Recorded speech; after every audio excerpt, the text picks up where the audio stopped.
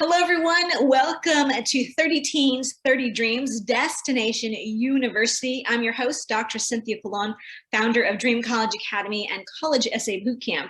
If you've been following this month of April, you know that we're doing a special series and interviewing a special senior every single day of this month. Why? Because if you know anything about college admissions, you know that this is the month that students are deciding where they're going to head off this fall to become a freshman and call themselves Class of 2025. So today is no different, and today we're going to meet Alexia. Alexia hails from Southern California, and she has applied to a number of colleges across the country, and colleges that I'm guessing some of you watching and listening right now haven't heard of, but I promise you they're prestigious liberal arts colleges and also flagship schools and a number of things. And I'm going to let her tell you all about her list and how she came up with that list. More importantly, she's a brainiac, I will say. She's going to be a mechanical engineer, and I want her to share her story about her coolness factor about growing this club on campus. So without further ado, we're going to get started in a second. She's on standby. But before we do that, parents who are watching, if you do nothing else today, please join us on our Facebook group, Destination University, where all parents of college-bound teens get the insider scoop. Okay, are you ready? Alexia, are you ready? Can you hear me? Yes, I can hear you. Okay, you ready to rock and roll? For sure. Okay, awesome. All right, it's all just me and you now. All right, I have 5 questions. And the first question is all about share a bit of your list. Like, where did you apply and how did you come up with that list of colleges? Well, I applied to mostly out of state.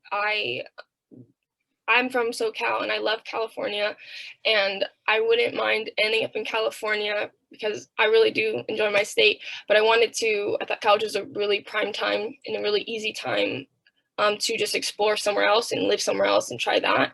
So I applied to 3 schools in California that aren't close. They're all far away from where I live. And the rest were mostly East Coast and then a couple Midwest. I always wanted to do that when I was younger, so I kind of committed to that, and I made it really hard for me to back out of that. You made it hard for yourself to back out of that. Yeah, I was like, I really want to do this since I thought that's what people did when they were younger. I thought, like, when I was kindergarten, I thought that's what people did. They went away. And I realized that was wrong, but I was like, I still want to do that. So I made it like impossible for me to change my mind. Well, that's good. So a few of the schools that were listed on your little graphic there are Brandeis, DePaul, Kalamazoo, Bryn Mawr. These are all schools I'm familiar with, of course, and having worked on the East Coast. But how did you pick? Like, were you committed to a liberal arts college, or were you looking for? I mean, you want to be a mechanical engineer, so they had to have your major. So how did you collect, your list? Well, a lot of colleges it's hard to find colleges that do engineering because it's expensive to fund that major. And a lot of the colleges that do engineering, since you need a college that can afford that, are really hard to get into, really expensive colleges. And I wanted to find, and I had to do research on colleges that were smaller, that had better chance of getting into. And also a lot of the colleges that I didn't know of before I started this were because of Posse. I was a finalist, but I wasn't a Posse scholar. But because I was a finalist, they sent out my information to colleges. Some of them were Posse ones, some of them were just ones that they were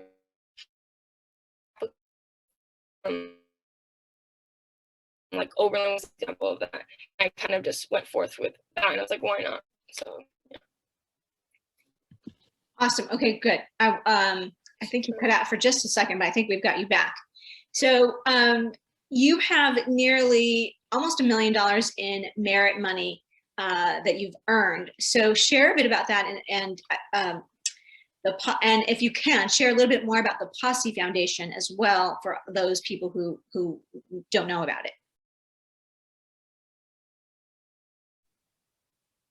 Yeah, I'm sorry, they're filming on our street, little LA thing. They're filming something on our street, so the Wi-Fi is kind of messy. Okay. So go ahead and share about your scholarship dollars. How did you earn those scholarship dollars?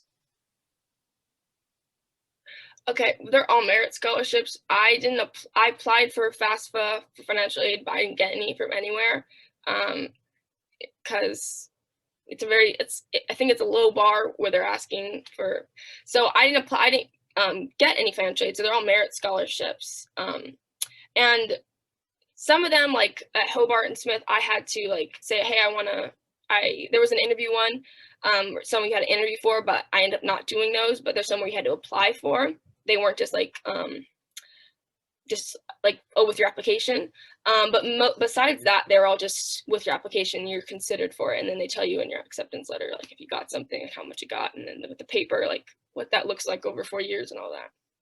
Okay, awesome. And then I think you were frozen a bit when you might have said something about Posse. So could you just repeat that?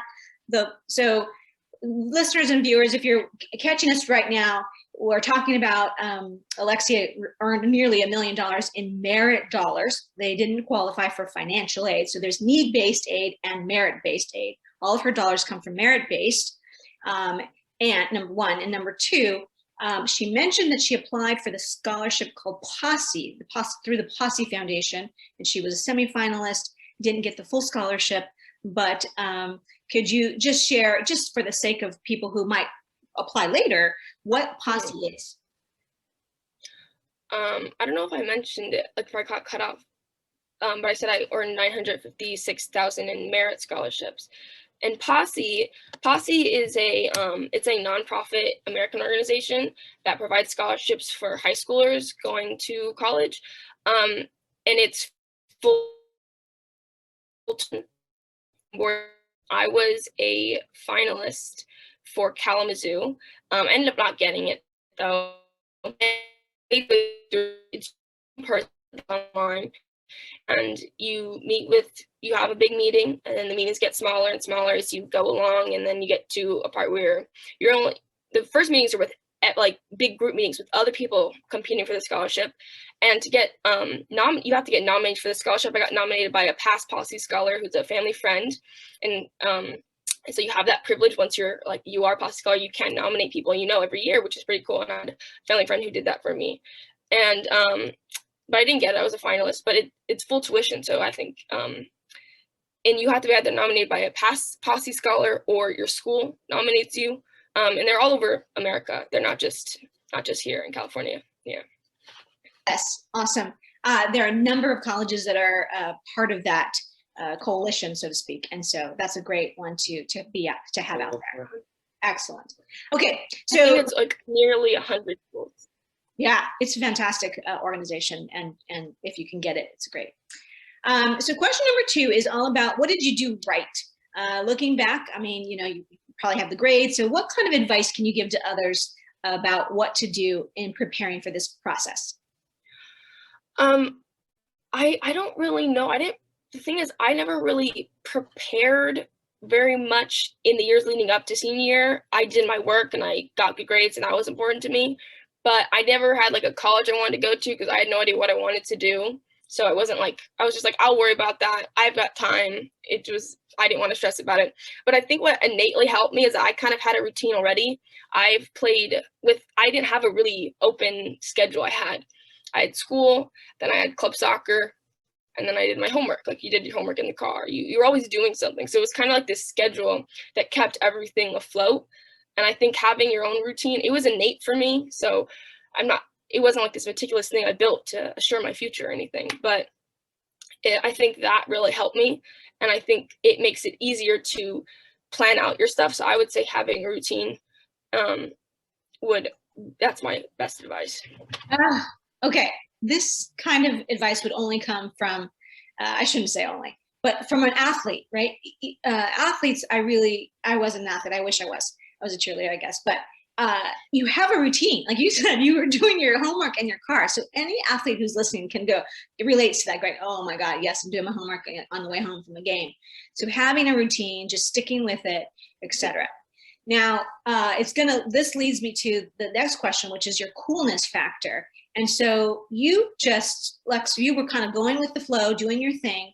And then if I remember correctly, when you got to the school, you sort of laser focused on this club. So share the story about the club that was a nursing club and what you did Because this really became your coolness factor in addition to soccer and all the other things. Sorry, you cut out. You said talk about my coolness factor. Talk about the nursing club that you, and then how you grew it, like how you tackled that nursing club. Well, when I came back to Marshall, I was away for a year at a different school, and I came back, and this club was already a club, and my counselor asked me to 5 students left, and I was nominated as president. I was like, we can't have a club with only 5 students. So I really worked on trying to make this club bigger and had more people. We started with only, it was a nursing club, and I'm not interested in doing nursing, but my counselor asked me to join, and I was more than willing, coming back, trying to get back in my fit. And so I joined this club, and I changed it more to like a STEM base because I want to do STEM, become a mechanical engineer. And it grew. And so by the time of our first meeting, we had 76 members. And we like advertised online over the summer. We did a lot of things, created events. We got in contact with American Heart Association. We did a fundraiser with them, and we kind of just kept doing things. As president, I wanted to keep doing things that would keep people's attention, because online is hard enough and doing your schoolwork, but trying to do it with clubs, a lot of people just fall off. They don't worry about it. So I wanted to make sure we still had people paying attention. Well, that takes a lot of leadership to do that. To grow a club from 5 members to 76 members took a lot of courage and effort, and just kept going. And I know you said you used Instagram, and you just kept putting on events that were interesting to people, to keep their interest and keep growing the club. So that is super, super amazing. So bravo to you. Okay, so question number 4 is, do you have any regrets? Looking back, is there a regret, or is there just, again, some advice that you would say, if you had to do it all over again, going back as a freshman or sophomore, what would you do differently?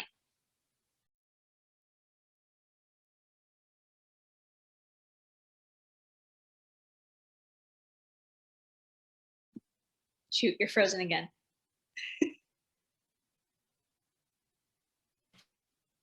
Oh, there you go.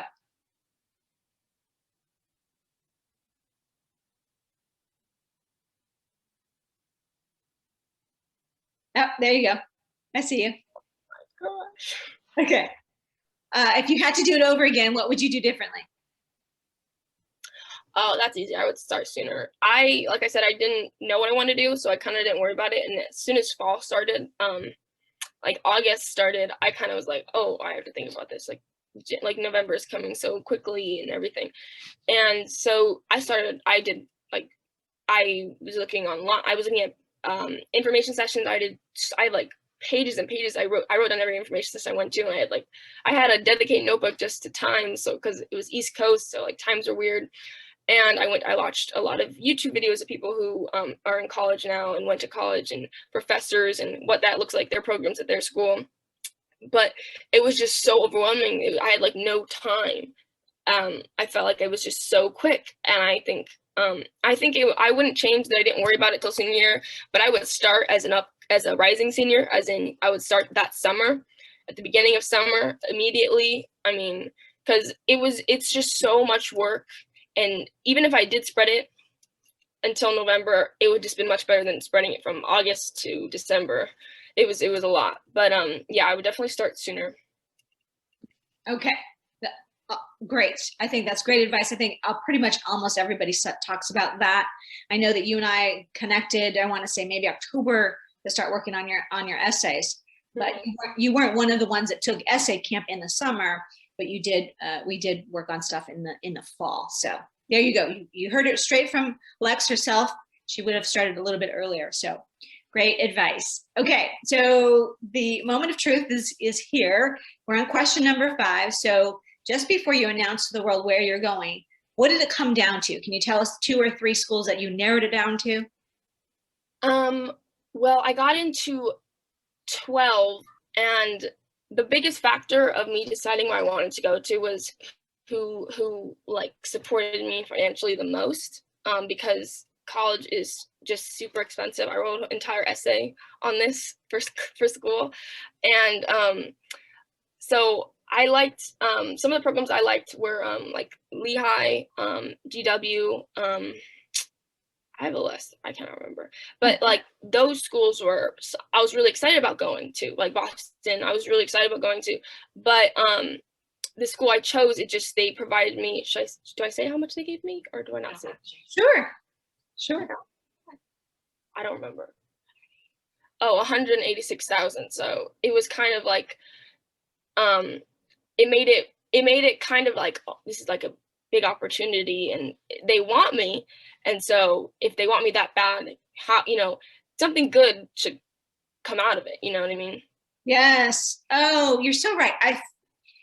Feeling like a school wants you, I think, is a really big factor and just says a lot about them. So, all right. So go ahead, drum roll, please. I got my little thing here. Go ahead and Lex, go ahead and share to the world where you're headed to this fall. I'm headed to Michigan for Kalamazoo. All right, let's see. Like, come on over, Mom, and let's see your paraphernalia. I have a t-shirt on, but you can't even see it. Hold on. Oh, the K for hey, okay. I didn't know there. Oh, okay, orange and black. Okay, I didn't know what you were gonna pick, and so I was like, well, I don't know. So here I got my oranges and my little black. So there you go. I was like, say she picks. I even had green, or yeah, I had all kinds of stuff. Mom, what would you like to say to your daughter? I'm just so proud of her. She really dedicated herself to the process, and really went in knowing what she needed to get out of it and where she thought her fit would be. So, and the thing that I'm really, value that Lex does is she commits to something and she stays her course. So even if we were saying, what about this? What about that? She's like, this is what's important to me. And I'm just so proud of how she's grown up and how she has approached this process. And I'm excited for her to go to Michigan. I think it's going to be wonderful. Oh, it's going to be so amazing. Lex, what would you like to say to your mama?